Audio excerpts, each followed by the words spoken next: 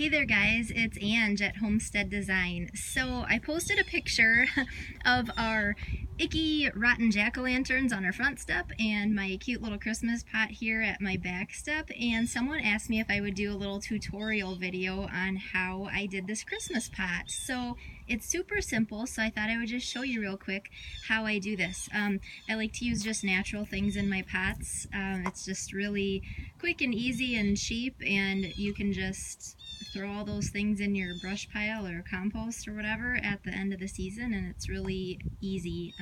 Nice way to spruce things up. So you can use any kind of pot. I like to use these big galvanized wash tubs. I have a couple of those. You could use little flower pots, whatever you have.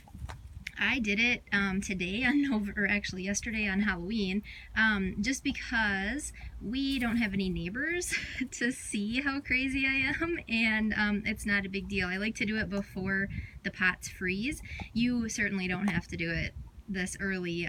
You can maybe take pots in the garage so they don't freeze and then do them closer to Christmas. But whatever kind of pots you have will work. So I'm going to show you where I got the ingredients here for my pot. So let's walk up here to our front yard. So of course I start with pine branches, and I have several really ugly pine trees to choose from. We have one good pine tree, and then we've got some that are kind of have seen better days. They've had some run-ins with lightning. So there's a couple different varieties of pine trees there. This one I call our topless tree. And here comes a semi. Lots of hauling going on this season with fieldwork. So you can use really any type of pine tree that you have. The ones that I have, so that one and these big ones, are the kind that have the big nice pine cones and the fluffy looking kind of branches that are really neat in a pot. So I like to use those. You can also use the I don't know the varieties, but the ones that look more like a Christmas tree. The arbovitas don't really, they get a little floppy in a pot. I guess if that's all you had, it would still give the idea. If you don't have pine trees to cut from, see if a friend or neighbor could spare some.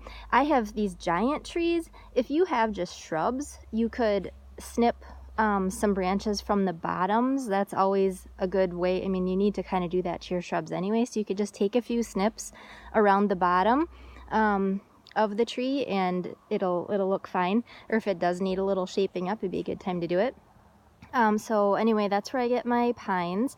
Then I like to use red twig dogwoods, and so those I have way out here across the front of our yard. Those, again, I snip from the bottom. They grow like crazy, so they need to be trimmed anyway, so I just take a few snips of those. And then for my finishing touch, I come over here and I use my very favorite thing, hydrangeas. So they are my favorites for so many reasons. Mine are called the limelight variety. They are the ones that are that kind of white with a little lime green in the summer, really just fresh looking, and then in the like August, September, they get kind of a blushy pink, and then now they are dry, and they dry to this really pretty brown color, and they actually will stay nice in a pot. I've been using those in my Christmas pots. So then what I do is I just take all my trimmings. To get to my tall ones, I drive our gator over there and I stand in the back end of it. I probably wouldn't recommend that as the safest option, but you do what you have to do. So I am gonna hand my phone off here to my helper, and I'll show you how I put this all together. Judd, can you take the phone?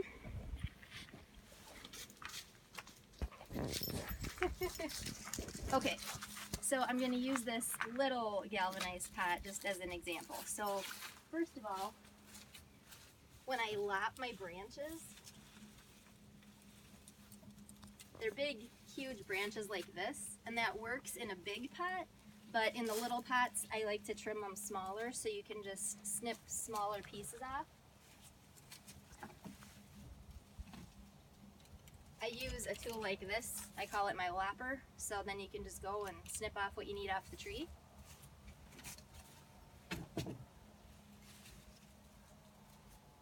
So I've got some little pieces here And I like it to look really full.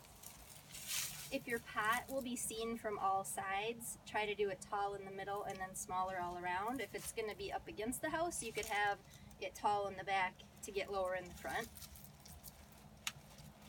And so right now, it's warm enough out that the dirt in the pot isn't frozen. So it's fairly easy to just push these right in. You might have to snip off little pieces if you need to.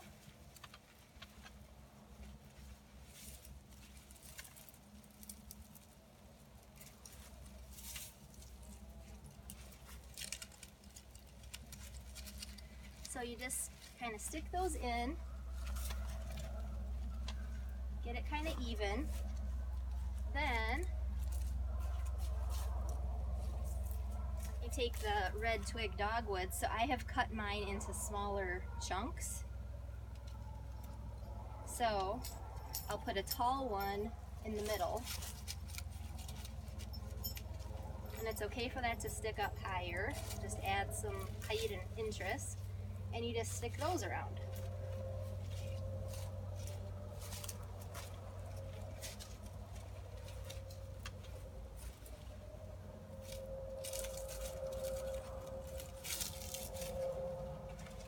Okay.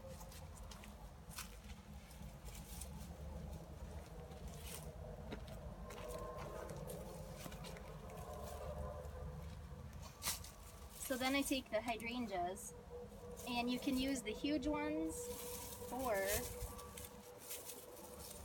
the smaller ones. So I put the bigger ones towards the top.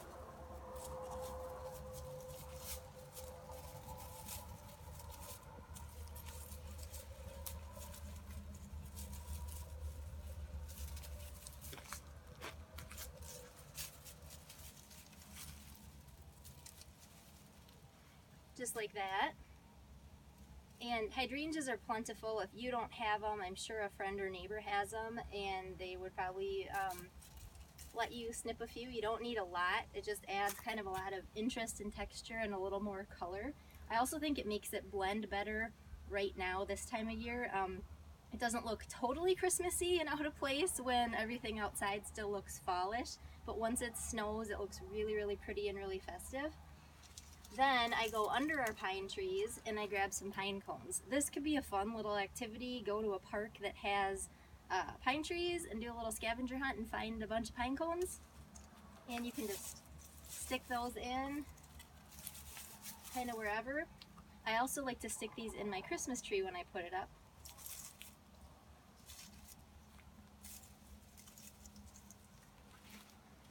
And that's really all there is to it. And you can kind of use whatever you have. So if you don't have the red twig dogwoods, maybe you could snip some twigs off of a different kind of shrub.